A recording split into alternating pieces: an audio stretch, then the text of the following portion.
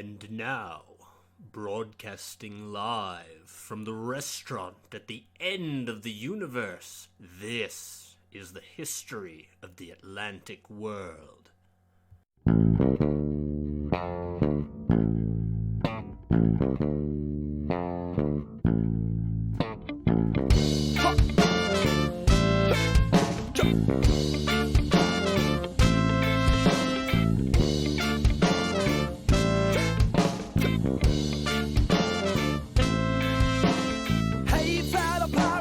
Listen what I say. The captain is a tyrant and I no longer obey. I'm sick of taking orders from the madman in command. So let's drop him on an island and leave him in the sand. Cause it's a mutiny. It's a mutiny. It's a mutiny. And now we're taking over the ship. It's a mutiny. It's a mutiny. Hello and welcome. I am Jesse Wuest, and this is part 1 of Rise of the Conquistadors. Thank you for joining us. Now, as I began to prepare for this podcast, I knew that I was going to talk an awful lot about Spain and Portugal, since these are the two nations that really initiate the sustained contact between the Old and New Worlds, and frankly, the rapacious conquests that follow are the stuff of legend. Now, what I didn't know was that I was going to begin a podcast that really ought to start somewhere around 1492 by talking extensively about the medieval period. But that's because if we start in 1492 with the fact that an Italian merchant and navigator from Genoa begged the crown of Spain for support for a journey to the Far East, and in doing so accidentally arrived at the Caribbean on the way to India,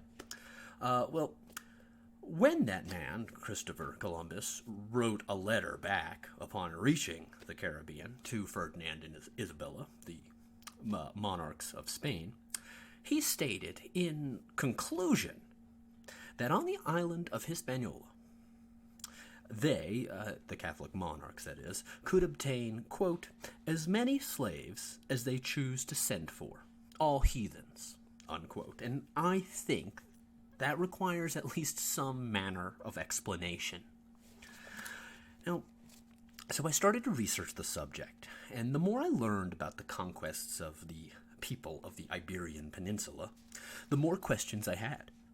Now, Spain wasn't even a unified country until a generation before Columbus's mission, which is pretty astonishing.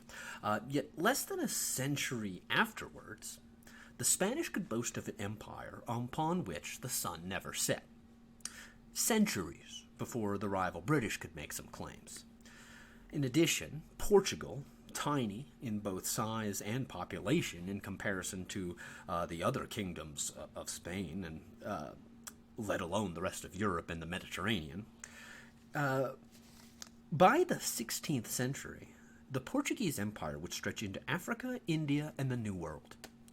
The amount of territory conquered in the span of just a few generations by these early modern Iberians begs the question of how they became so powerful. And so we begin our first series, Rise of the Conquistadors, with a question. Why Spain? Why Portugal?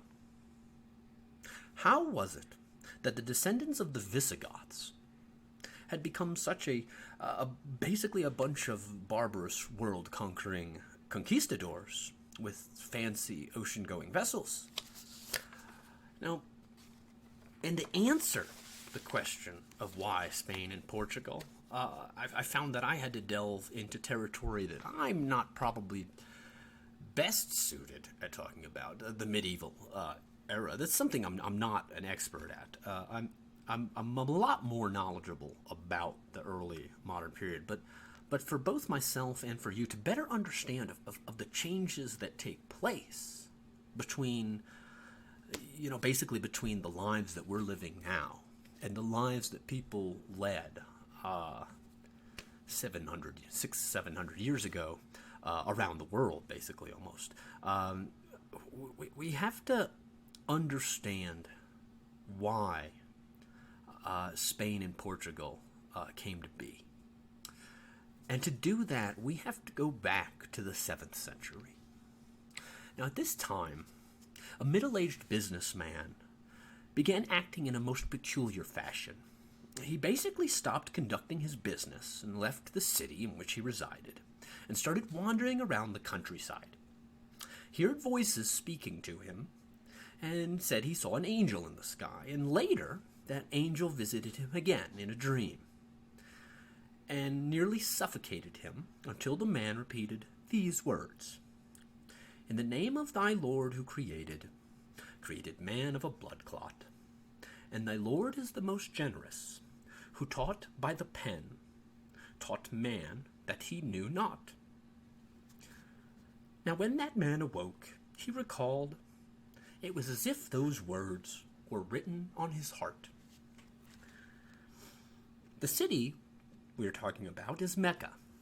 The man's name was Muhammad, and as a result of these mysterious goings-on in the desert, vast trade routes connected Europe, Africa, and Asia for the first time under a single religion. Centuries later, Christopher Columbus would attempt to circumnavigate the Muslim control of these global, and I say that in air quotes, these global trade routes by sailing to Asia. Now, going back to the 7th century again, by conquest and commerce, Islam spread pretty quickly. It destroyed the Persian Empire. It hacked Egypt, Syria, and the Holy Lands off of the Byzantine Empire, and by the start of the 8th century, the ferocious Berber tribes of western North Africa were forcibly converted to Islam and were organized into armies led by Arab generals. Now, and I want to, I should have probably said this at the beginning too, I am going to attempt to put up some maps online on the Atlantic World Facebook page. But until that time, and even after that time, this episode in particular, I found it very helpful, me being not extremely knowledgeable about the Mediterranean world, to look at maps while I was doing the research for some of this sometimes. And I highly would recommend you doing so as well, really, and not just for this episode, for any of my episodes, and frankly, for almost learning about almost any history, especially with geography you're not real familiar with. If you haven't done that before, that is to say, taking a look at a map while you're thinking about some historical knowledge, you might be surprised how helpful it could be to help you understand things. Anyway, with that said, I am going to also do my best to endeavor that you do not necessarily need to be using a map at the same time while listening to this. Safe driving and all. At any rate, now, in the year 711, a Berber army with an Arab leader named Tariq crossed the Straits of Gibraltar from Morocco to raid against the kingdom of the Visigoths. And the name Gibraltar actually derives from the Arabic name for Tariq's rock, by the way. But Tariq launches a series of exploratory raids with his small force against the provinces of the Visigothic Empire. Now, the king of the Visigoths, King Roderick, had recently become king, and he had done so via civil war against his rivals and enemies, and some of these people might have actually been aiding Tariq's forces. And at any rate, Roderick his force met with Tariq after finishing a campaign to the north against some of those said rivals, and the two sides met in the year 712. A short battle ensued, and during which King Roderick was slain. Tariq and his forces promptly marched to the capital of Toledo. The invaders slew any potential rivals amongst the prominent people of that city, and just like that, the Visigoth Empire, or monarchy, I guess I should say, was no more. Now, Tariq's lord Musa brought a huge army across the Mediterranean upon learning this news, seeing a big opportunity in front of him. which caused the Archbishop of Toledo to flee, abandoning his flock.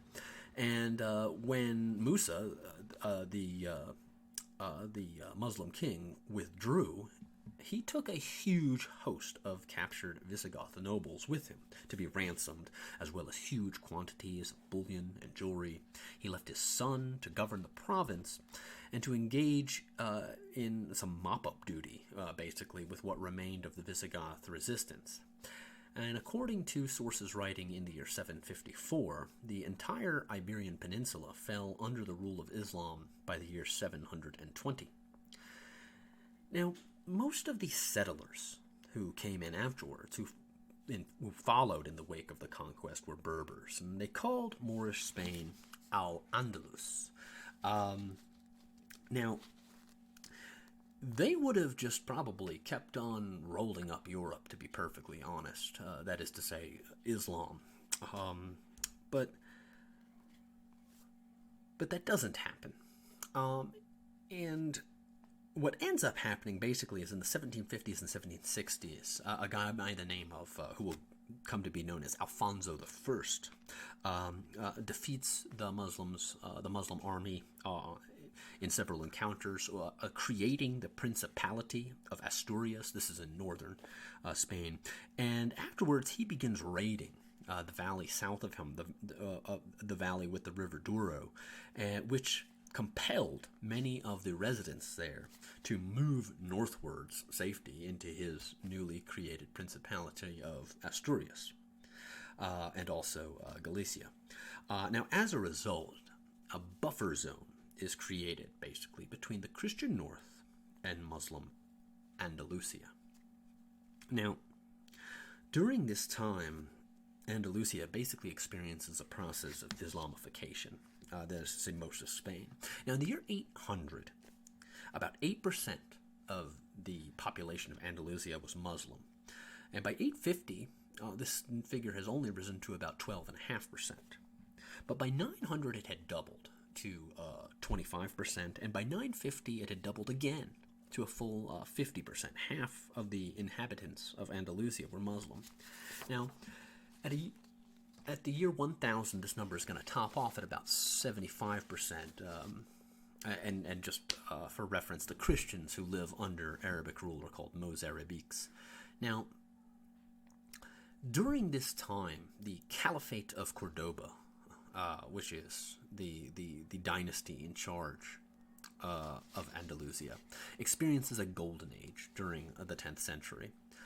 But if we can go back to the defeats that prevent Andalusia from expanding northward into Europe, I think it's pretty easy to see some of the big factors that some of the faults in the foundation of this empire that would lead to its demise. Now, first, there was a standing army in Andalusia of 60,000 soldiers, but the vast majority of these are slaves. They might be Slavs, Franks, Lombards, or whoever, and these soldiers often had little knowledge of Arabic, and they largely were protecting a population that they remained separate from. So when we see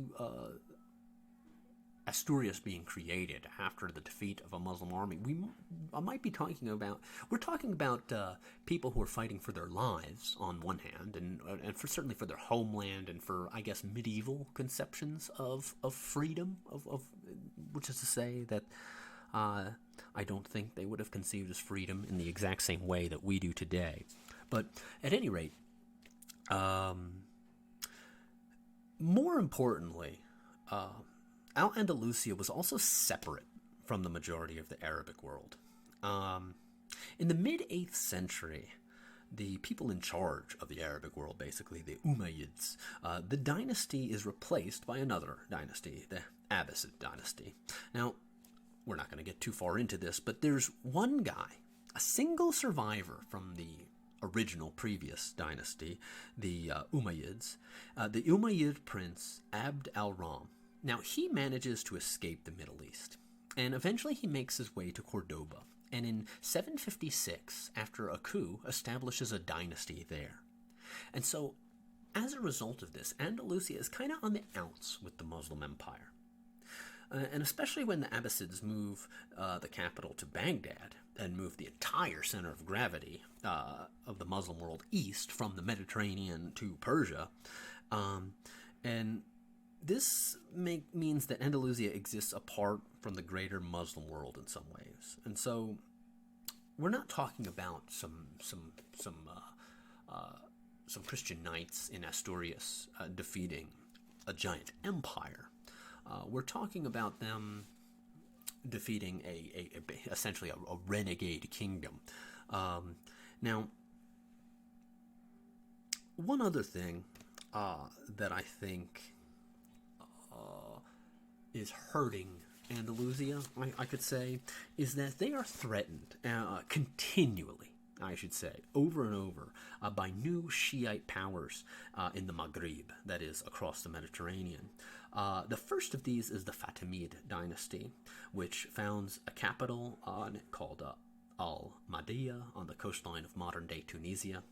The Fatimid dynasty was a formidable sea power, and that threatened Andalusia's trade. And further, the Fatimids, basically what they were doing was trying to control the Sahara trade of gold and slaves, which the emirs of Cordoba depended upon, since it connected them with the economic powerhouse of Timbuktu in Africa. And ultimately, one of the main effects of the success of the eventual reconquest of Spain is that Iberian Christians will develop just enough familiarity with the African trade in gold and slaves and other luxuries that this is precisely the reason that they begin voyaging into the Atlantic, is for better access to these goods. And that ultimately will lead us to Columbus's voyage. Now, in response to the threat from the Fatimids, the capital of Cordoba fortified Andalusia's Mediterranean coast, and instead of, say, continuing to put that money to work fighting Christian barbarians in the north, they put it to work both defending their southern coastline and attempting to have good relations with these Berber chiefs of the Maghreb to prevent any possible alliances with the Fatimids. And this may have worked, because the Fatimids ultimately go eastward and conquer Egypt, and there they remain pretty dominant in the Middle East until the arrival of the Seljuk Turks. Now, Andalusia thus was spared by the rising Fatimid power, and so the capital of Cordoba turned northwards only then to deal with the troublesome Christian principalities that had emerged in the 8th century, and which had grown, and had pushed the frontier zone south since that time. Now, in the east, Christian resistance was centered around Barcelona. And by the year 900, this small principality controlled a few miles of coast to the south as well. Further west of this was Navarre, and that was later to be joined by the Kingdom of Aragon as well. By the early 10th century, Navarre sought the conquest of the Rioja region of Spain. The most western part of the peninsula was the new seat of political power for the Kingdom of Leon, and that was growing so quickly that it would soon be split into Leon and Castile. Now, so Andalusia, now free from worry of invasion from the south, turned north towards Leon, Castile, Navarre, Aragon, and Barcelona.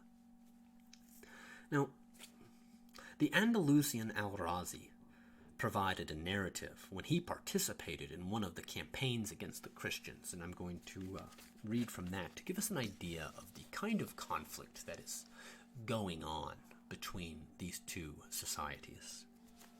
Quote, in the year 920, there took place Al-Nasser's expedition against enemy territory, which is known as the Muez campaign. He led it in person from his capital, right into the heart of the enemy lands, a warrior in a holy cause. This was the first expedition against the infidels under his personal command.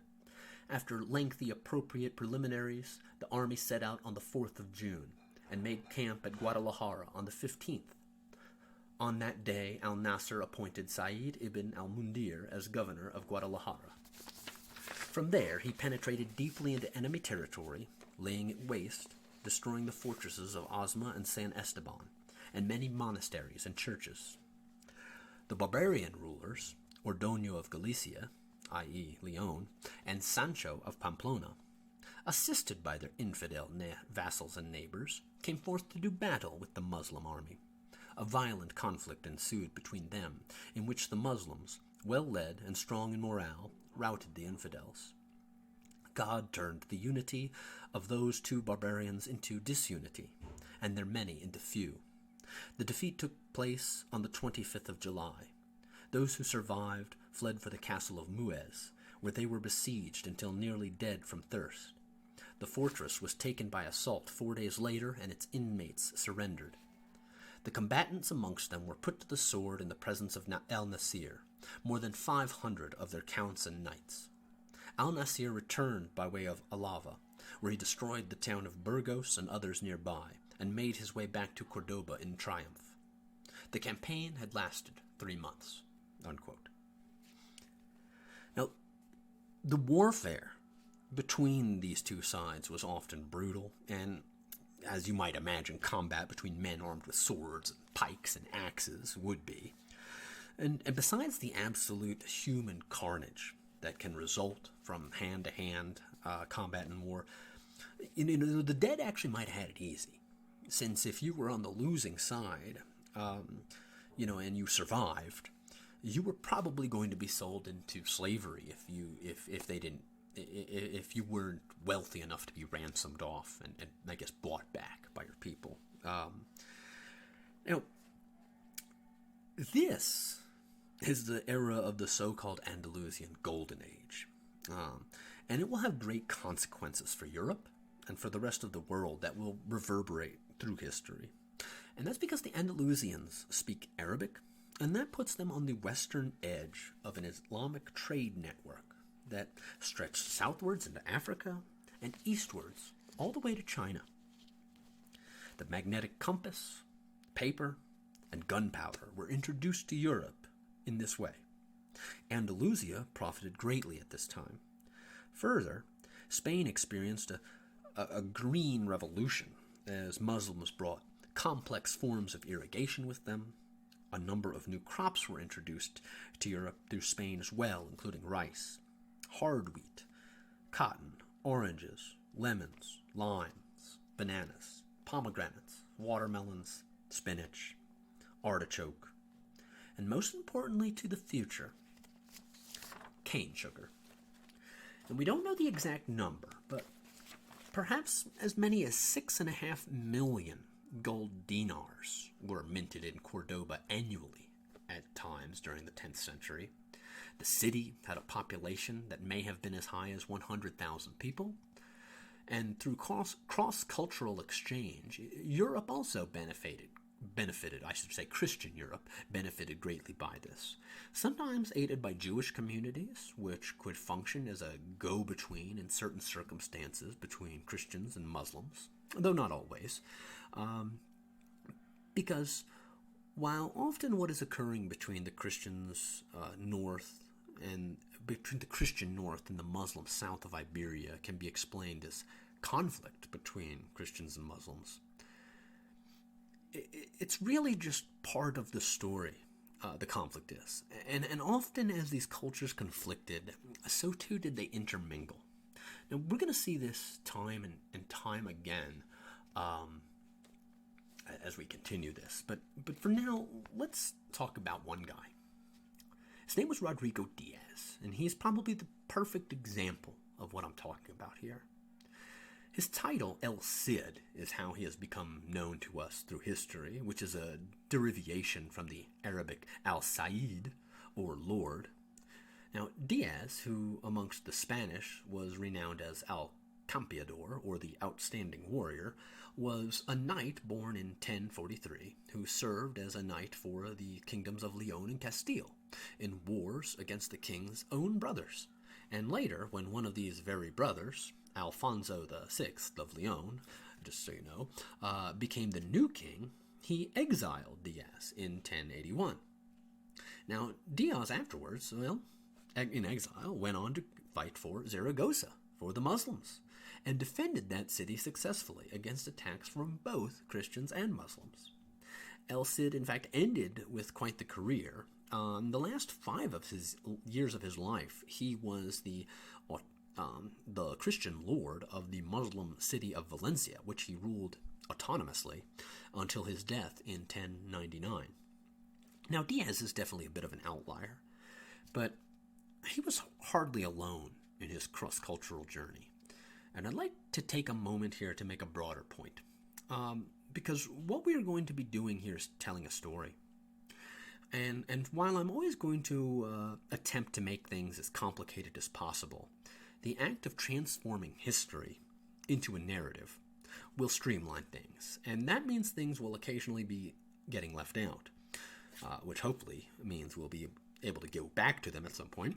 But for now, I want to read a passage from a very bright sociologist that, when I read it, gave me some sense of enlightenment on the idea, on a little bit about how cultures mix, I guess, both historically and today, I should say. And hopefully it's going to give you the same help it gave me in both understanding medieval Spain and the creation of the modern world, which results from the connecting of the Americas.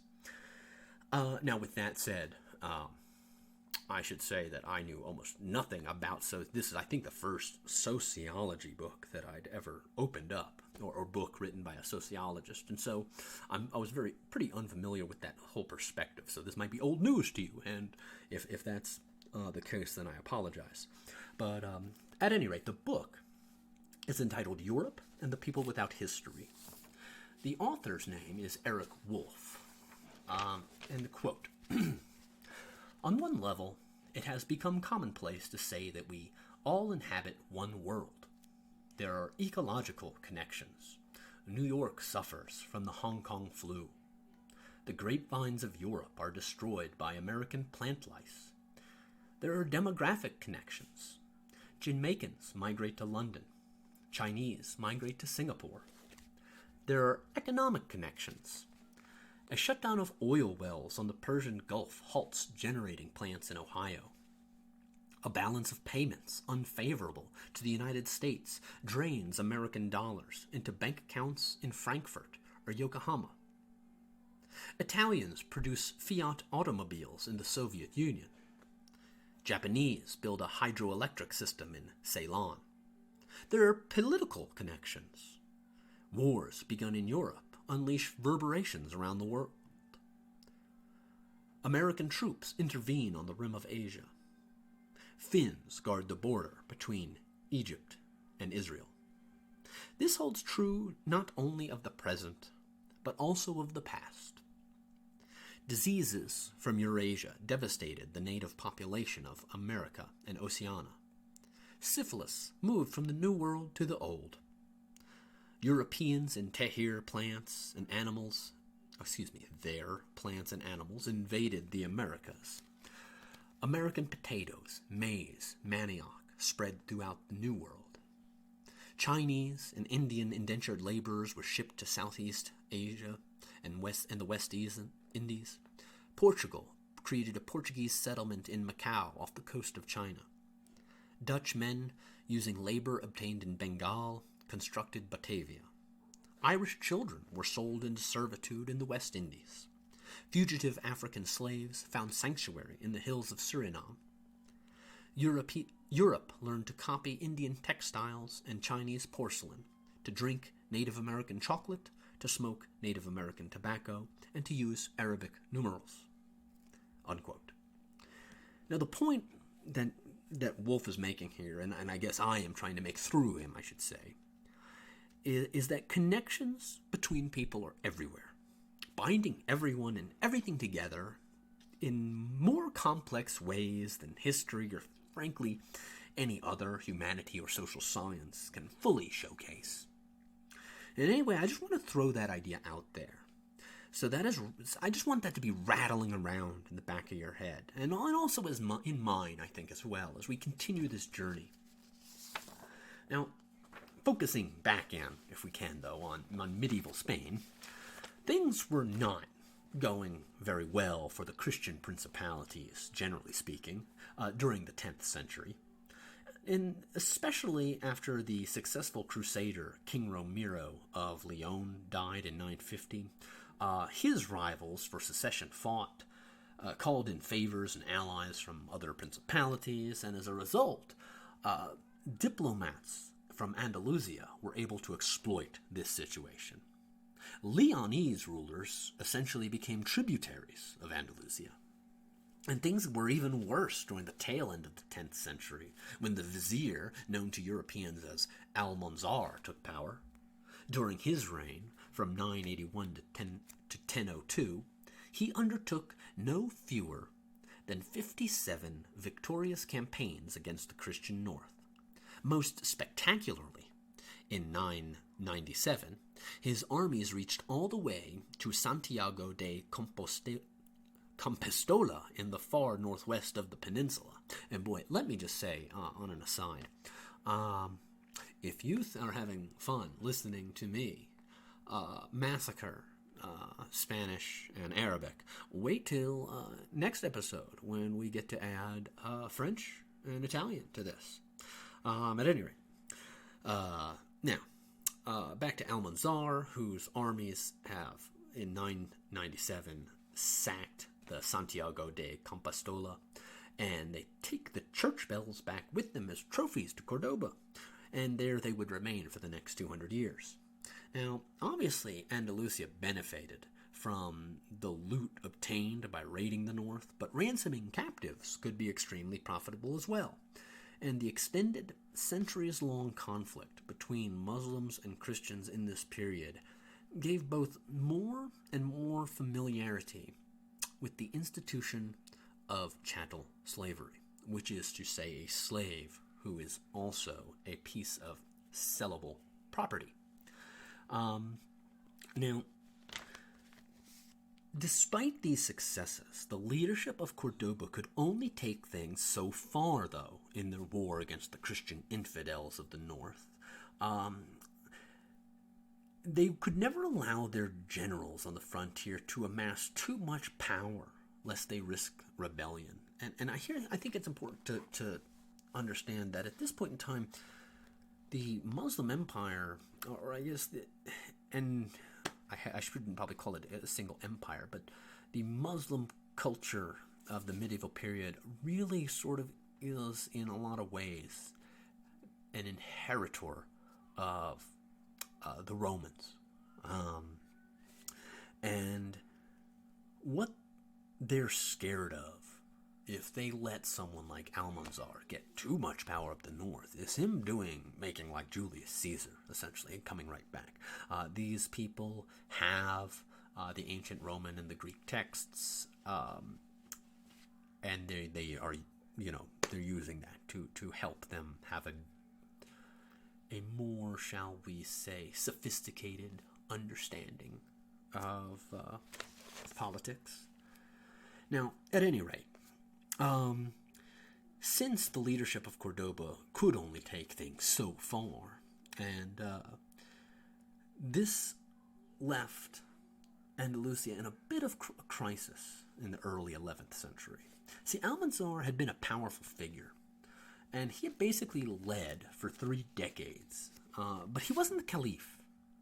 He was the caliph's vizier, basically the prime minister, and as a result, his taking power had opened Pandora's box inside of Andalusia. Now, the caliph died in 1008, a few years after Almanzar, and during the time in between Almanzar's death and the caliph's, the caliph managed to hold things together, but when he died, the empire quickly disintegrated into civil war. A number of power brokers in Andalusia dreamed of following in Almanzar's footsteps, and the eventual victor was highly dependent on Berber armies, which proceeded to pillage Spain, forced cities to pay protection money, and finally forced the new caliph to grant the Berber generals huge provincial fiefs. In 1016, that caliph was assassinated by one of these generals, and Andalusia fragmented fully into mini-states. In the year 1050, there were 6 main mini-states: Zaragoza on the northeast, Badajoz, Toledo, and Valencia in the center, and Granada and Seville in the south. Of these, Seville was the most powerful. Now, as you might imagine, the disintegration of Andalusia as a cohesive political unit gave the Christian kingdoms a big advantage. And in fact, they took the upper hand on the peninsula, especially Fernando I of Leon and Castile, who reigned from 1037 to 1061, and who ran what was essentially a protection racket scheme, charging the taifas an annual tribute in gold in exchange for military aid. Toledo, Badajoz, and Zaragoza paid him annual tributes by the end of his reign, and Seville and Valencia also occasionally paid him tribute. Now, things were looking really good for the Christian kings, but this wasn't to last. And that's because a new fundamentalist movement was brewing in the Maghreb. Remember the Fatimids? Well, I told you that that was a problem, that is to say, rising powers in North Africa is going to be a recurring problem. And by 1083, a new dynasty, the Almoravids, ruled Morocco. Now, the Almoravids, their leadership was vastly different than that of the Taifa kingdoms of Spain. They looked down upon their so-called godless ways, and especially at the payment to the Christian kings. So, when Alfonso VI completed the conquest of the important city of Toledo in 1085, the people of Andalusia panicked, and many begged for aid from across the Mediterranean. The Almoravids answered that call eagerly, and on the 23rd of October of 1083, they inflicted a decisive defeat against Alfonso's forces. Calling in aid was not easy for the Taifa kings, but as Al-Mutamid of Seville is quoted as saying, he would, quote, rather be a camel driver in Morocco than a swineherd in Castile, unquote. Al-Mutamid was indeed dethroned by the Almoravids in 1091 and spent his last remaining days in Morocco, which I should again say, I'll repeat what he said, at least he wasn't in Castile. The Almoravids did indeed reunify Andalusia, but they never did reconquer Toledo. Andalusia was now, though, ruled by colonial governors sent across from the Mediterranean. The Almoravids were poor rulers, and frankly, their term of rule in Spain has been chronicled by one historian as an extended looting expedition, and that the position of the Almoravids in Spain was that of an illiterate military caste, controlling but apart from the native society. The first rebellion in Cordoba was in 1119, and within 5 years, the hold of the Almoravids in Spain was beginning to fray. Now, simultaneously, the Almoravids were facing serious pressure at home from a rival group, the Almohads, who formed their own state from within the empire and began campaigning against the Almoravids in the 1120s. Now, the final straw for Almoravid power in Andalusia broke with the death of the Almoravid emir in 1143. This was followed by widespread rebellion in Andalusia and the formation of what historians have termed the Second Taifas. Nevertheless, the Almoravid invasion of Andalusia and the Spanish principalities frightened all of Europe. Now, the Vatican opened up a second front in the Crusades in Spain as a result of this, and granted indulgences to those brave Christians willing to liberate Spain from the hands of the Saracens. Catalans, Genoese, Frenchmen, and others from across Europe all answered the call. And so the Reconquest was transformed into crusade, and no small number of knights took up the sign of the cross, traveled to Spain, either before or instead of journeying to the Holy Land. Now, in Castile, Afonso VII takes Cordoba in 1146. The following year, he allies himself with some Genoese merchants who provide him with a navy, and he takes Almira for the first time. For the first time, Castile had an opening to the Mediterranean. The Almohads retook both of these cities, however, but in the west, another grandson of Alfonso VI was having more permanent success. Now, for lessening confusion, I'm going to call him by his Portuguese spelling of his name, Afonso, and not Alfonso. In 1139, Afonso defeats an Almoravid army and declares himself King of Portugal, and in 1143 asks for formal recognition from the Pope, which I should let you know, he just invents Portugal out of nothing. Now, in 1147, Afonso, with ships from London in the Low Countries, was able to siege Lisbon, and the first bishop of Lisbon was an Englishman. And this joint effort is the beginning of a close relationship between those two countries that lasted, for centuries. I just want to make it a point. Afonso is the younger brother of the king of Leon, and simply wanted to be king too. So he thought to himself, I'm a good chivalrous knight. I'm just going to conquer a bunch of stuff and say it's mine.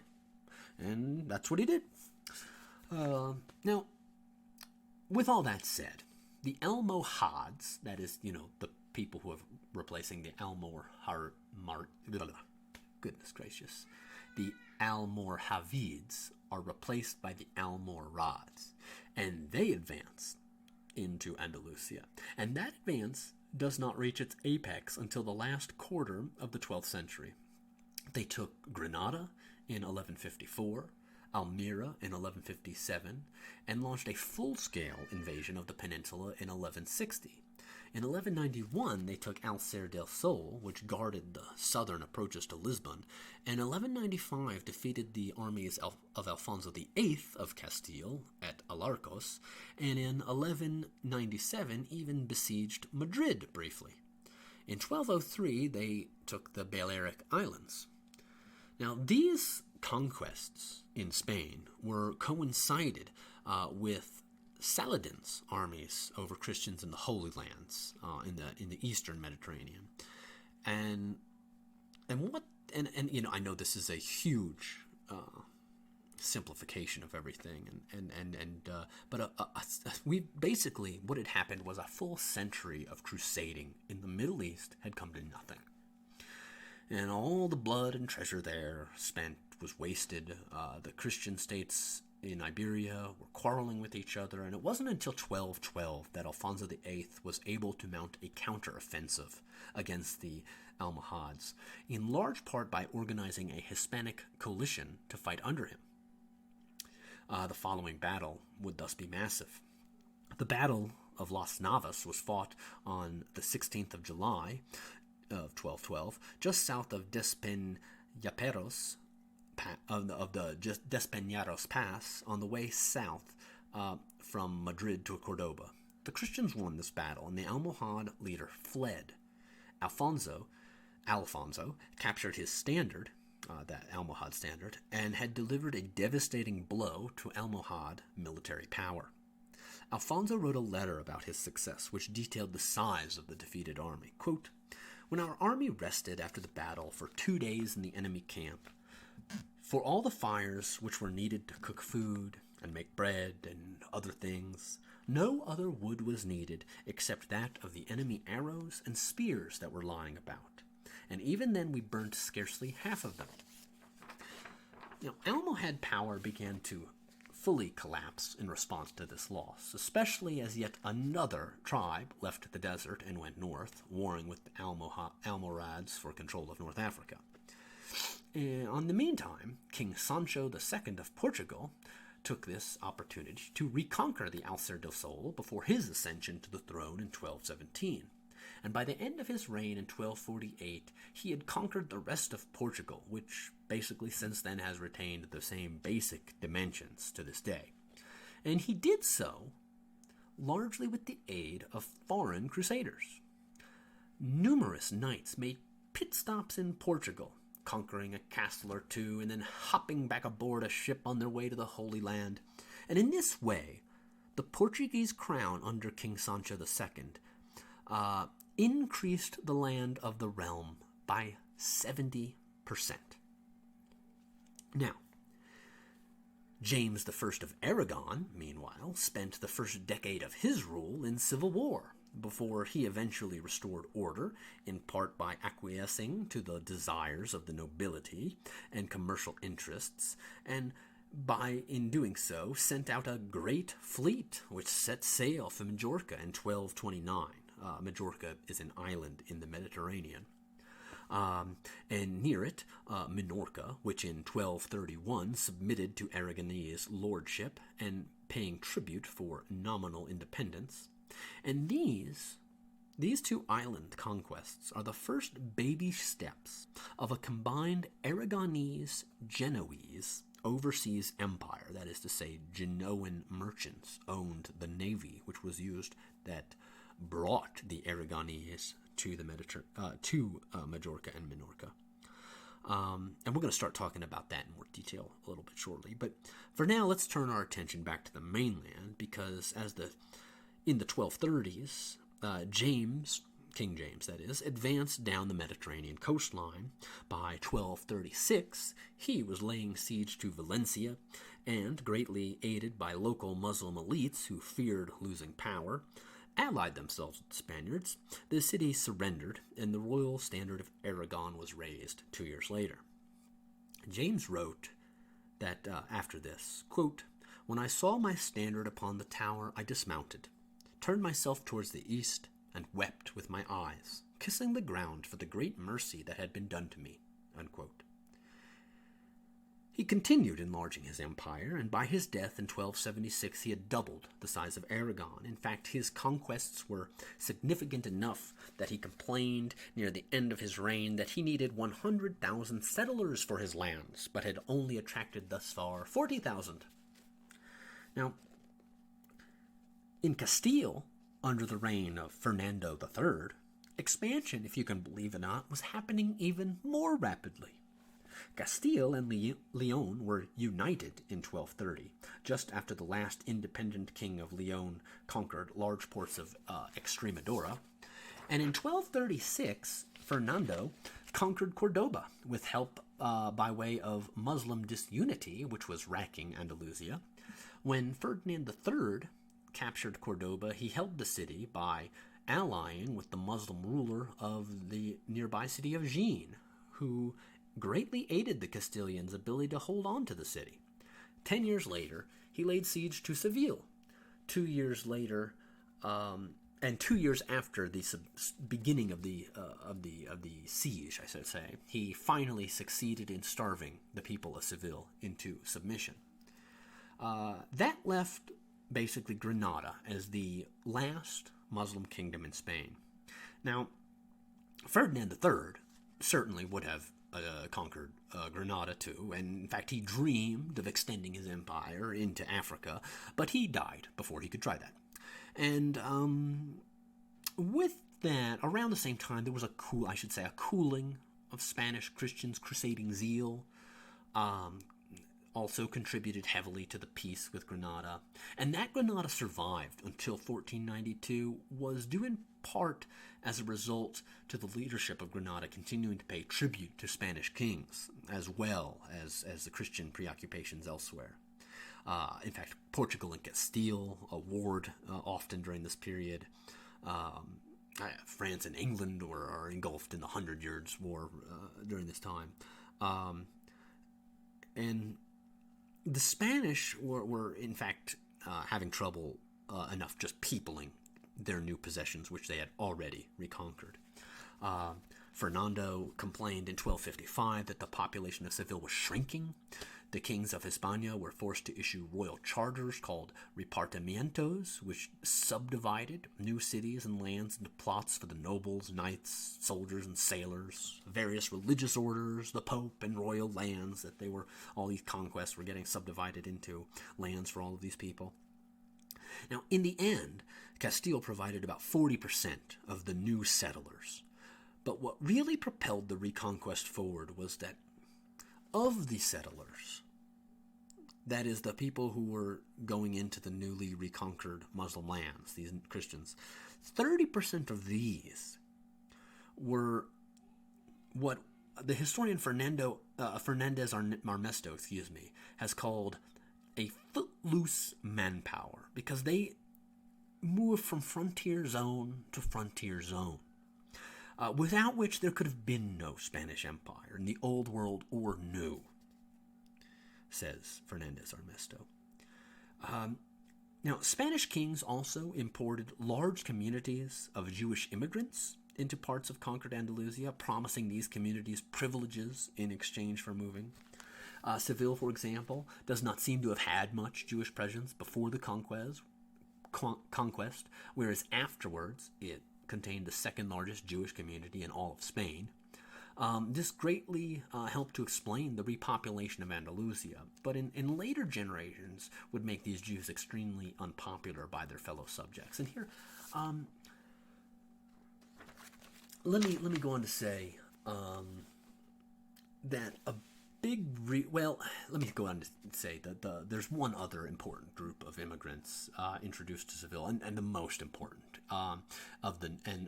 introduced into Seville and the other conquered cities, and these are Genoa Italians. In Seville, they receive a quarter of the city for their naval help, and the Italian merchants. These guys have trading routes in Africa and in Northern Europe, and over the next century, they will transform Seville, particularly, into an economic powerhouse and sea power. But anyway, back to the point I was going to make here. One thing I found that was pretty interesting: both Christians and Muslims rulers often would bring in immigrant populations for specific purposes, and that is, say, if you were a Christian king of a Christian principality, there were all sorts of laws about restrictions. The king couldn't tax these Christian nobles, or these this and that, all these restrictions. And the same is true in the Muslim world. These Muslim kings can't tax their Muslim subjects to the full extent that they desire to. Going to war is expensive. And so, one way to get around that is to bring in foreigners who, if you're a Christian king of Seville, if I bring in some Jews, there's no laws against me taxing them. And so if I give them big contracts, they'll make lots of money, and then I'll make lots of money. And this is going to work pretty good. But at any rate, this is the process that will eventually lead to a lot of the resentment that you'll see in Europe against particularly Jewish populations, is because these people they're given privileges that in exchange sometimes tend to make their neighbors resentful. At any rate, it wasn't until 1471 that Ferdinand and Isabel were wed, joining Castile and Aragon. Calls for the subjugation of Granada followed after this, and in 1485 the monarchs obliged and asked the Pope to grant a bull for crusade. And as a result, the last king of Granada surrendered 7 years later, in January 1492. Ferdinand and Isabel wrote to the Pope that, quote, "It pleased our Lord to grant us complete victory over the king and the Moors of Granada, enemies of our holy Catholic faith. After so much labor, expense, death, and shedding of blood, this kingdom of Granada, which has been occupied by infidels for 780 years, has been conquered," unquote. Of the roughly 500,000 remaining Moors in Spain, 200,000 emigrated to Morocco. Another 200,000 remained, living under Christian rule. The remaining 100,000 were killed or sold into slavery during the Conquest of Granada. And so went the reconquest of Spain. Now, but that doesn't, I think, fully answer the question of why Spain and Portugal are able to go from conquering the Iberian Peninsula to conquering the world.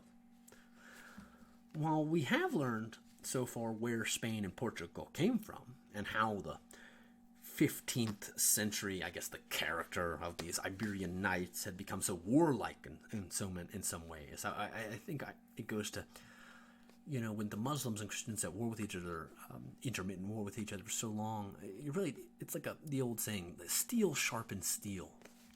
And these guys are pretty badass, I should say. But how did these murderous savages get halfway across the world to the Americas?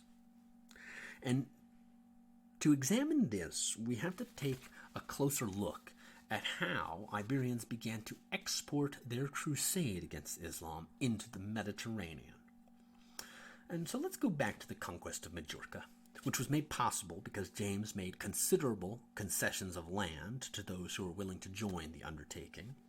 This gave Aragon experience dealing with land-hungry colonists and dealing with a sometimes hostile native population. Now, historian Felipe Fernandez Armesto, he calls this the, quote, crucible of colonial experiment, unquote. Now, after land was conquered, it was divided, and in this process, the crown gained twice the amount of land that it gave the largest grantee. And while this grant was depleted somewhat by granting soldiers and sailors smaller grants out of this royal grant, it nonetheless constituted a huge bonanza of land for an impoverished crown. Tens of thousands of Moors on Majorca were put into slavery and sold as a result of the conquest. And though a sizable number of these were able to purchase or otherwise obtain their freedom, this likewise enriched Aragon. But what attracted James the most to the conquest of the island were the enclaves of Genoese and Jewish traders on the islands. The Jews in particular, with their connections to the Maghreb, were thought of as, quote, a treasure house, from whom the trades and traders in peacetime received great abundance, unquote. While Jews and Muslim populations were often persecuted within Christian lands, like I was saying earlier, rulers often likewise encouraged the settlement of these minority populations since they were more easily taxed subjects. While the colonization of the island was largely left to Catalan immigrants, the island served as a center of re-export for Aragon and Catalans both, or Aragonese and Catalans both. The galleys of the day required a lot of manpower, and as a result, they required a lot of victuals. And so they required frequent stops on land. Now, Majorca greatly increased Aragon's ability to export, to profit from the export of iron, figs, oil, wine, and slaves to the rest of the Mediterranean world by providing a place for these galleys to stop off and revictual. Now, Majorca also became a shipbuilding hub itself, after a Jewish cemetery was turned into a shipyard. No laws against that, remember? In 1340, carpenters there completed the construction of 6 cogs. The armaments industry also grew, and in the 1380s, thousands of crossbows left Majorca for England and Flanders. But the greatest economic success in Majorca was in the textile industry, and all of this was largely financed by Italians, mostly Genoese. But by the 1380s, this economic boom was starting to slow in Majorca. The initial colonization featured numerous concessions from taxes and grants of land from the crown in order to attract settlement, and this created an environment very conducive, as you might imagine, for economic growth. But also in the 1300s, plague was around, and that contributed to population loss of around 20% from the years 1329 to 1343. And during this time, the island lost its feudal independence, and it was reabsorbed, under direct rule from Aragon, and that also contributed to the shrinking economy. And we're going to see this boomtown effect again and again in the future in colonial enterprises, I should say. Now, tiny Ibiza, and even tinier Formentera were the next of the Aragonese conquests, though James did not participate in this. Unlike Majorca, these two islands would be conquered as private enterprises. The king reserved possession of fortified places, the right to make war and peace, and the exclusive right to the homage of the participants in the conquest, but the would-be conquistadors were going to have to pay all the costs and bear all the risk. Ibiza was stormed and conquered in August of 1235 on behalf of the Archbishopric of Tarragona, which didn't get much out of the conquest of Majorca and didn't want to be left out. Much smaller than Majorca, the island had difficulty attracting settlers until the lords of the island yielded rights to settlers for harvesting salt, which was really the only industry on the island besides slave trading. Formentera, even smaller, was actually abandoned in 1403. Aragon did not continue to expand into the Mediterranean for another 2 generations, but in 1282, King Pedro III conquered Sicily in an attempt to monopolize the Mediterranean grain trade. The Spanish colonists of Sicily, though, shortly after that, I guess I could say they became Sicilianized in a relatively short period of time. Oh, those beautiful, passionate Italians. What a good spouse they would make. Now, Pedro's successor, King Alfonso III, looked toward Minorca, perhaps in an attempt to restrain the nobility, which threatened to fracture into civil war, and perhaps in an attempt to keep Genoese and Portuguese rivals from attempting to do the same. But whatever his reasoning was, he conquered Minorca in 1287 in brutal fashion. Nearly the entire population of the island was rounded up and enslaved, which provided for short-term benefits, but ultimately doomed the island to economic collapse. In 1370, 100 years after the conquest, almost, there were still houses abandoned by the Moors which remained empty. The largest import into the island was food. Barbarism seems to have become rampant if we judge by one incident in 1354, where the lieutenant governor was killed when he was hit in the head with a candlestick during a fight that broke out. What really sticks out wasn't, I think, the fact that the government official was killed, but the fact that the fight occurred right on the high altar of the main church of the island. Now, Alfonso IV was the king of Aragon when the invasion of Sardinia began in 1339. The Aragonese plan for that island, according to Fernandez Armesto, was for Sardinia to become a feudal utopia. Sards were enslaved and shipped off the island in the thousands, but despite this, the utopia never materialized. Instead, near constant rebellion racked the Spanish rule, which could only be quelled by giving concessions to Paisan and Genoan merchants there. The merchants of Barcelona continued to pour money for 50 years into this project, but the only result was to greatly lessen the power of Barcelona and Aragon. And so the Arago-Catalan Empire began to end. But it would be untrue to call the endeavor, I think, a failure. While the crown of Aragon did not get close to achieving all the goals it wished, it had still become greatly enriched. And except for the merchants of Barcelona who spent 50 years throwing money into a Sardinian hole, a lot of people ended up making a lot of money.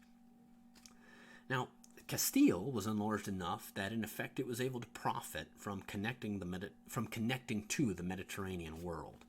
Aragon's conquests were smaller, but it is possible that by conquering Valencia, King James had more than doubled the wealth of his kingdom. And those Spaniards who traded in Majorca and beyond were able to increasingly penetrate the Mediterranean world of trade, shipping, and piracy. The Portuguese had no Mediterranean outlet, but they were just outside the rim, and this enabled Lisbon to grow also into a mighty city. And so taken as a whole, the conquest and reconquest of Spain shows how the Spanish and Portuguese became a laboratory of colonial experiment, as stated so eloquently by Fernandez Armesto. The conquest of Andalusia and the Mediterranean islands gave these cultures in particular first-hand experience in conquest on land and across the seas, as well as dealing with subject populations. It also brought the Portuguese and the Spanish closer to Italy, where the people of the city-state of Genoa were engaged in a Mediterranean expansion of their own. And I say the people of Genoa, and not Genoa, the nation of Genoa, I should say, or the city-state of Genoa, because the Genoese put almost no state sponsorship into the Mediterranean expansion at all. Now, Genoans spread from Byzantium and the Khanate of the Golden Horde in the east, and to Castile and Lisbon in the west, but they did so almost entirely as merchants. Thus, the Genoese Empire of the late medieval period that we're going to be taking a look at right now is one that existed alongside, or maybe it's better to even say it existed within, other Mediterranean empires. And this was largely possible because Genoa had engaged in piracy throughout the 10th and 11th centuries against the Muslim world, and by the 12th century, Genoa was poised for a vast overseas expansion. In 1195, the Genoans founded Bonifacio on the southern tip of Sardinia, a nearly impenetrable castle that served as an entrepot for Corsican grain to flow into Italy, and all now controlled by Genoan merchants from Bonifacio. Bonifacio was actually almost entirely self-governing, and the fact that subsequent Genoan expansion was largely the result of individual families, warlords, and merchants who were in effect able to create a mercantile network that stretched across the Mediterranean. But this mercantile empire also sometimes submitted to local kings, and ultimately it will be a combination of Iberian conquest and Genoese capital that is going to allow Spain and Portugal to conquer the world. Now, the visiting crusader James of Vitry wrote this of Genoa in 1216, quote, "For there are powerful and rich men there, practiced in arms and warlike, who have a great store of the finest round ships and galleys, and they have skilled sailors their way of the sea, and have penetrated Saracen lands in pursuit of gain." Now, unquote. That the Genoese went about establishing far-flung trading posts in this way was, in some ways, the result of another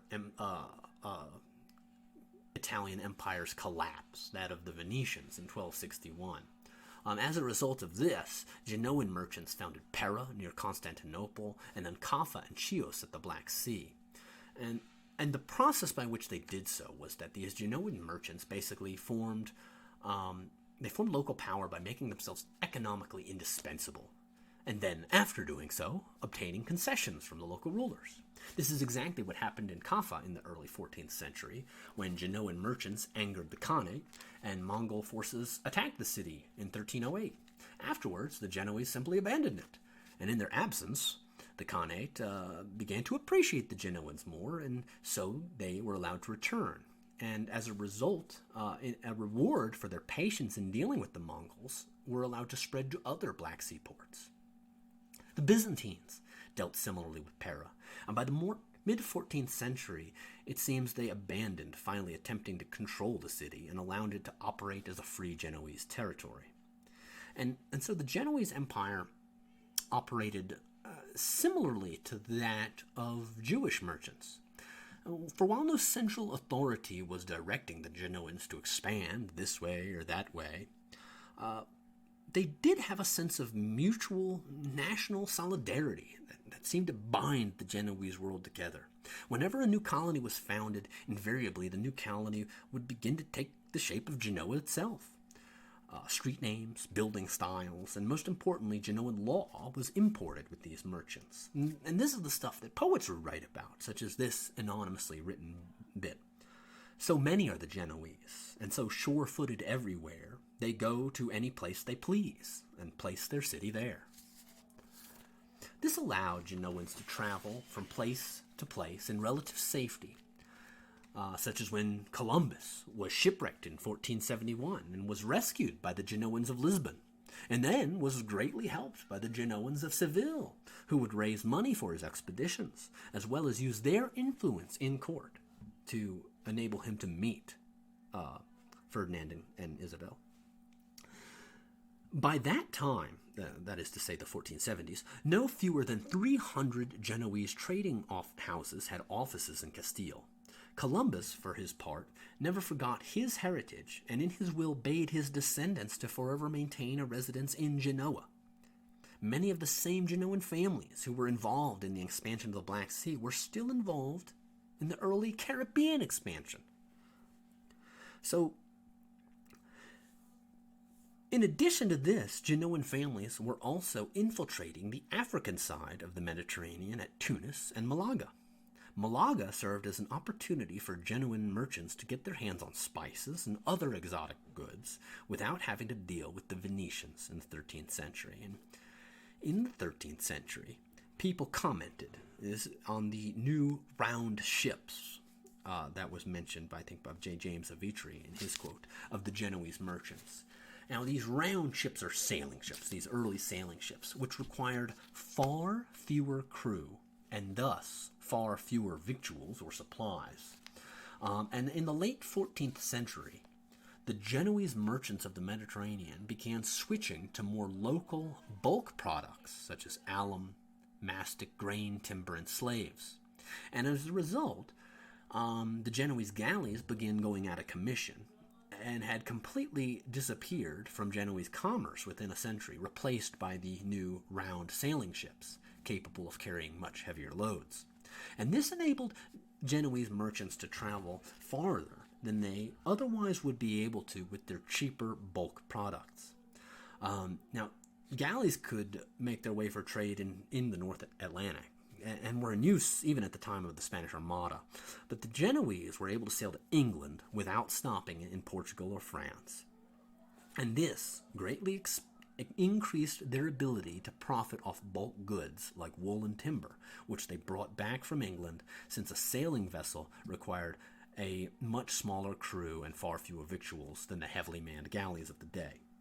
Now, combined with inventions such as the compass, this enables greater and greater seafaring capability by Europeans in general, and especially by the Italians, and even more especially by the Genoese. Now, back if we can go to the coast of Africa, to the city of Malaga, which was shipping most of its goods to Granada up until 1492.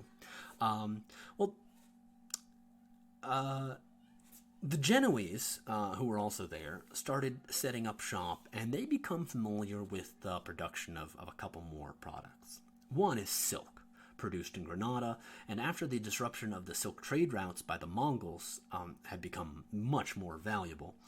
And of far greater importance to our overall story is sugar. Now, this new spice of the Levant was so popular that it could compete with the exotic spices of the Orient. In fact, the sugar industry of Granada even maintained its own port at Almira, where the Genoese were setting up shop and had many agents. Now, the Mongolian Empire had split into 4 separate khanates, begun to crumble in the 14th century to rebellion, and the spreading Black Death that plagued the old world. And by 1369, there really is no more Mongolian Empire. And this greatly reduces European access to Chinese luxuries, which in turn served to increase European demand for trade with Africa. And so that kind of lets us turn to the last piece of the puzzle. Why Spain? Why Portugal? And I think we should add for posterity of Columbus's heritage, why the Genoese? Well, James I of Aragon began raiding coastal Africa in the 1230s. Years of pecking at the Moroccan coast eventually pays off, and by 1274 he secures clientage over Tunis and Ceuta. In 1284, the Aragonese fleet captures the islands of Jerba and Carquena. And then in 1291, James II of Aragon and Sancho IV of Castile agreed to partition Africa between their two countries. Now, neither monarch was able to obtain more than just a tenuous little foothold on the African coast, so in practice this agreement was almost meaningless, except as a precursor, I guess, for the Treaty of Tordesillas, but it shows their interest in Africa. Genoa Djerba, and Kirkena grew grapes, dates, olives, and cotton. Genoan merchants were, of course, on hand with their round-sailed ships to export these commodities. But despite the conquest of the islands, the rest of European activity was confined to mercantile operations on the coast during the 14th century. To aid in colonization of these African islands, James encouraged Jewish communities, for the sake of dwelling and settling in our lands, since Jewish merchants were able to avoid restrictions against Christians in Muslim North Africa, and thus were much better positioned to better extend their trade networks deeper into the trade routes of the Sahara. And this eventually enables Europe to gain just enough understanding of how sub-Saharan Africa was connected to the global economy of the world to make trade there irresistible during the 14th and 15th centuries, as increasing numbers of traders and raiders, and these two are often basically the same thing, begin exiting the Mediterranean, seeking trade routes that would bring them closer to the African gold trade. This brings Europeans to their rediscovery of the Canary Islands, and shortly afterwards Madeira and the Azores, all of which were islands incorrectly at the time believed to be closer to this source of African gold. Now,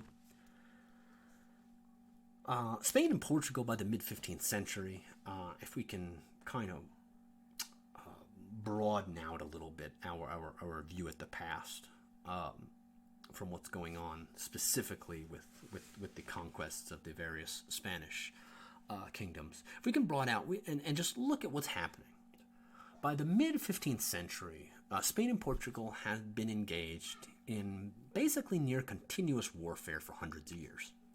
The governments of Castile, Aragon, and Lisbon had thus hundreds of years' experience in the logistics of siege warfare. They knew how to take apart fortifications, and they had learned a great number of different ways of ruling or otherwise dealing with hostile populations. As they gained power and access to the Mediterranean, this puts them in better contact with Genoese traders, who established a far-ranging trade network of their own, along with ships capable of long-range travel without frequent stops on land. Now, as the Almoravid Empire collapsed, this alliance allowed Castile and Aragon, which soon to be Spain, and Portugal to obtain mercantile toeholds in Africa. Now, this happens at the same time that in the east, the Ottoman Empire were making gains, taking Constantinople in 1452, and thus closing off trade routes that Europeans had previously used to get to the east. And so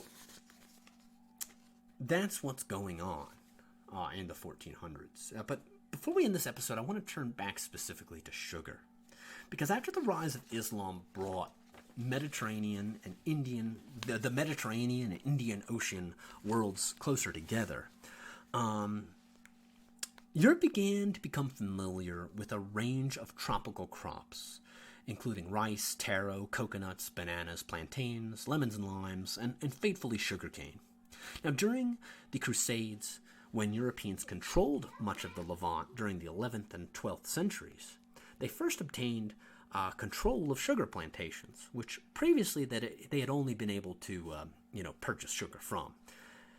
Now, sugar requires much more intensive labor to cultivate in comparison with almost any other crop, and certainly anything that Europeans had been previously familiar with that I'm aware of. And this is largely because of the weight and the bulk of the sugarcane is such that it is too costly to transport without first processing it by squeezing out the cane juice and boiling it to remove excess water, and thus producing the crystalline sugar which we are all so very, very addicted to. Now, even a small sugarcane farm of less than 500 acres therefore required its own processing factory for creating sugar. Now, once concentrated, though, sugar was tremendously valuable and was therefore an easy crop to profit from over long-distance trade over water. And the successful crusader who found himself in charge of a new plantation, was able to transform himself from crusading warrior to agricultural manager. This was made much easier by crusading than in Europe, where serfs had considerable rights. But as conquerors, crusaders found themselves above local customary law, and over time this relationship will evolve into what we will think of as capitalism today, since the conquering Europeans thus owned both the land and the factory where their workers resided, and sugar isn't a crop you can live on, but merely a supplement. And over time, this fundamentally kind of transforms the relationship between European rulers, who previously worked with serfs on the land in a type of social compact in Europe, to a new kind of relationship, where Europeans in charge of a sugar plantation have, in comparison to Europeans in charge of a feudal estate, have vastly increased power over their subjects. Now, from 1190 onwards, when the Crusaders conquered Cyprus, Europeans are able to obtain more and more expertise in sugar production. Now, many of the most successful of the new planter class were Italian merchants who had been given land grants in exchange for using their shipping to ferry crusaders back and forth. The Mediterranean slave trade had a long tradition, and over time, the intermarried descendants of the merchants and the crusaders that formed a newly emerging planter class that evolves in the Mediterranean, they start using this slave labor that had pre-existed for sugar production in larger and larger numbers. Now, while Europeans from across the continent made investments into these new sugar plantations, Italians especially had interest in the plantations, and for example, the Banco di San Giorgio, which is the state bank of Genoa, invested heavily in these operations. For a long time, the slaves on which sugar production was made possible had no color distinction. But in 1453, when the Ottoman Empire captured Constantinople, it became much more difficult for European slavers to reach the slave ports of the Black Sea. And this happened at the same time that Portuguese mariners were beginning to first bring slaves back from sub-Saharan Africa into Europe. Now, the famed historian of Africa and the slave trade, Philip Curtin, has named this process the rise of the plantation complex, plantation complex, these communities are very different than what existed in Europe. But lucky for us, Curtin made a list of 6 quantitative measures that enabled us to kind of define what the plantation complex means. And before we go on, I think I want to mention what that is. Now, first, most of the people living inside the plantation complex were slaves. Second, the population was not self-sustaining, and the net decrease as a result of deaths over births required a constant supply of immigrants to maintain this population. Third, agricultural work was organized into large plantations, usually of 50 or more slaves. Fourth, although the plantation was, basically one of the first capitalist enterprises, it also still retained some aspects of feudalism, especially in the form of the de facto legal control that planters had within their plantations. Fifth, the plantations were created to supply a distant market. At first, just Europe, and mainly sugar, but also with other crops such as tobacco, coffee, and cotton. And finally, the sixth distinction, political control over the plantation complex lay on another continent and in a different kind of society that was not based on slave labor. Now, the Mediterranean islands, while capable of sugar production, were not ideal, since sugarcane prefers a year-long climate of heat and humidity in the tropics. And as we continue, I just want you to keep it in your head that one of the big motivators of the financier class of sugar planters and shipping that is a part of early European exploration into the Atlantic is the search for new islands that will be more productive for growth in the plantation complex. Now, they're going to especially find it on Madeira and later in the Gulf of Guinea Islands near the West African mainland, and eventually from there to the Americas. Now, I want to leave you with a few final thoughts to consider as we continue, because if I had started this podcast even a year ago, my conclusion here would be very different, I think, than how we're going to end today. And that's because I've been thinking about a few new ideas in my own life recently, and the first two are kind of related, and they're dietary in nature. Now, I didn't really understand how the so-called gut biome functions until pretty recently, and I still don't fully understand it, and I didn't really understand nutrition very well in general, I should say, until recently. And I've started to learn, and I've come to the conclusion, as many people have, that sugar is a drug. It is as addictive as anything else. Nicotine, heroin, cocaine. One thing that I've discovered is that eating or drinking sugar just makes me want more. More. More. More. And I wonder how much of the intense greed displayed by Europeans and remarked about by the peoples around the world that they encounter over the early modern period, some of that I think can be boiled down to what was in their guts. I recently listened to a podcast where the intellectual Sam Harris explained his ideas about the illusion of free will. And I don't know how I feel about that. I don't know that I've really thought about it enough, and I'm probably not eloquent enough to express the idea well enough. But from what I understand is that in his point of view, we are driven by forces that are beyond us in ways that we don't always understand. And it is likely that in some ways, human beings we're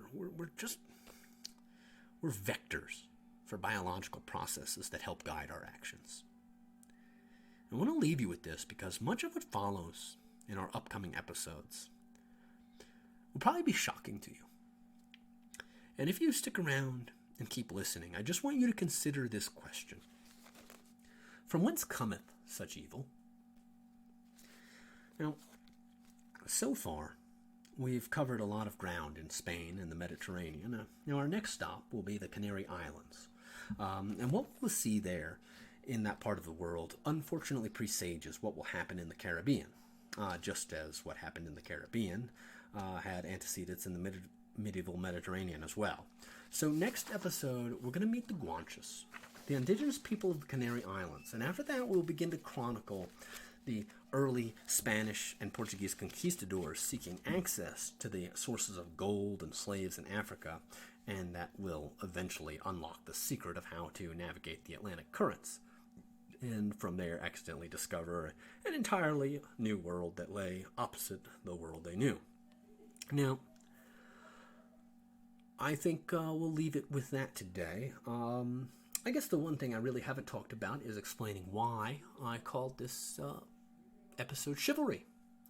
Well, I did so because what we've been talking about here is chivalry. And I know that's a little odd to hear because in so many ways what we think of as chivalry today is just this fanciful idea of men being gentlemen. But I assure you that for the knights of the medieval period, chivalry to them was a way of ruling, a way of the strong ruling the weak. Now, what we have, I don't know how to understand it, I don't know how to say it better than this. Let me just go with a quote here. I don't remember where I got this from, but I was watching a documentary online about the knights of the day and what they thought of as chivalry. And I'm just going to try and remember this quote, which was, chivalry was all about basically killing people, taking their things, and getting rich and famous by doing that. And this is the heart of chivalry. And the Europeans kind of learned how to do that in fighting Islam for so many centuries. Both Christian and Muslim knights became better and better at doing this.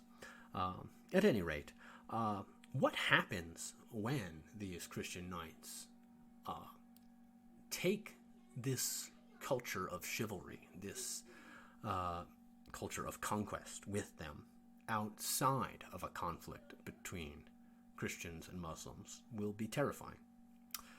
At any rate, I look forward to speaking to you again next episode. Until then, take care, and thanks for all the fish.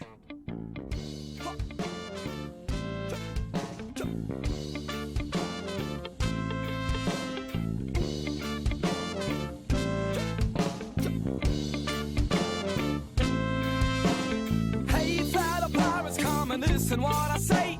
The captain is a tyrant and I no longer obey. I'm sick of taking orders from the madman in command. So let's drop him on an island and leave him in the sand. Cause it's a mutiny. It's a mutiny. It's a mutiny. And now we're taking over the ship. It's a mutiny. It's a mutiny. It's a mutiny. And now we're taking over the ship.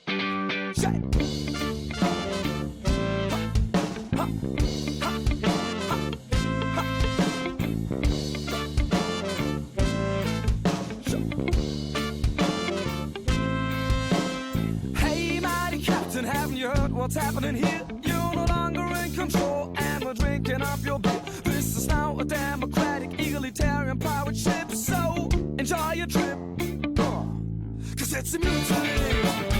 It's a mutiny. This is a mutiny.